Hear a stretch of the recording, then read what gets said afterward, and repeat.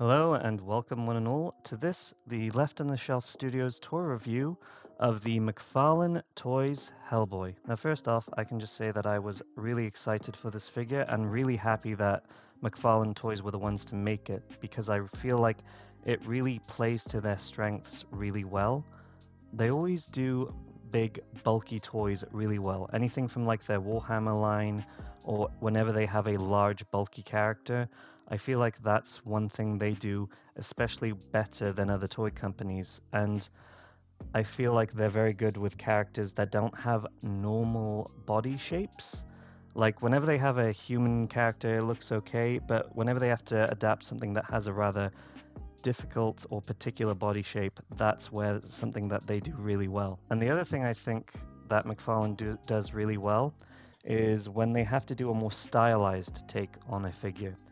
Like whenever they have to do something more realistic, it holds them back, especially when they have to do a figure based on a real person's face. That really gets into the uncanny valley. But whenever they have something that's more stylized, has a lot more personality, has a particular art style in mind, that is something which I feel like they really excel at. Alright, now let's get to the figure. And off the bat, I can say I'm really happy with this figure.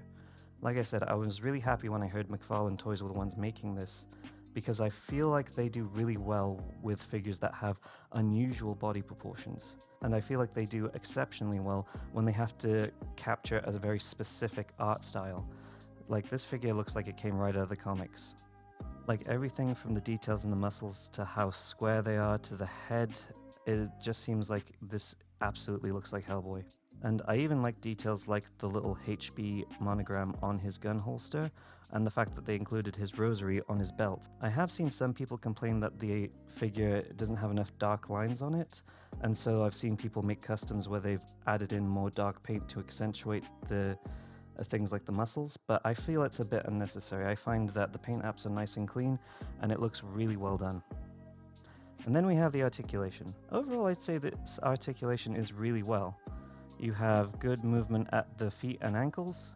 The knee joints do really well. The only issue with the legs is that the hip joints seem to be a little hindered. They have a small range of motion, and I feel like once I push it up to a certain degree, I start hearing a creaking noise as if the plastic is rubbing against each other. So that's my only concern there, is that the hip joint, it doesn't have that much flexibility. And then you have the upper arms, which, again, shoulder, elbow joints, wrist joints, all good. I think it poses really well, and you can get him into quite a few poses very easily with these. The only major areas where he doesn't have good articulation is, as I mentioned, the hips, but also his core. He doesn't have much of an ab crunch, so he's not going to be bending forward a bit, but he is on a ball joint so you can sort of swivel him around a bit. And then we have the head, which again, I think the head sculpt looks fantastic. The only downside is that the shape of the head sacrifices up and down motion. He can look left and right very easily, but when I try to push him up or down, there does seem to be a struggle there. And then we have accessories. Hellboy comes with the standard Mcfarlane toy stand and the Mcfarlane Toys trading card, which has artwork on the front and a nice little biography of Hellboy on the back. And then he also comes with two Doomfist hands, one a slightly open hand and one a closed fist. Personally, I think I'm going to be having the closed fist in his more than the open one.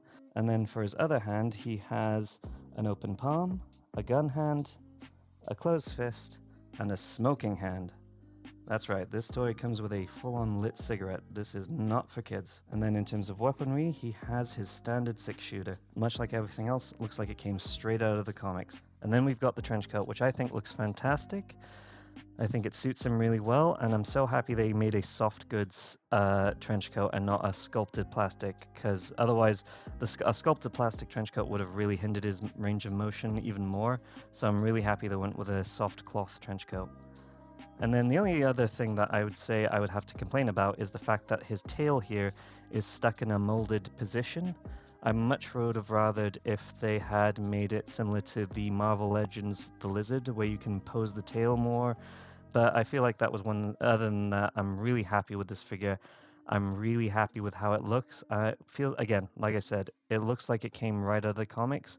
I feel like it's got good articulation in arms and legs, with a little bit of articulation having been sacrificed in the core and neck, But other than that, I think it is a really great figure, and I would highly recommend for anyone who's a fan of the character.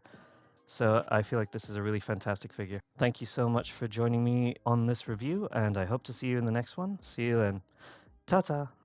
I ride the rhythm like a swim bike. When it dim light, I use insights to enlighten. Write something to skin tight. Words of wisdom well from my windpipe. Imaginations in flight. I sin like Ben's kite. I've been right. Get open like on gym nights. In fights, I sin right. So look with skins, my friends like I spend nights up in dikes. I've been indicted as a freak of all trades.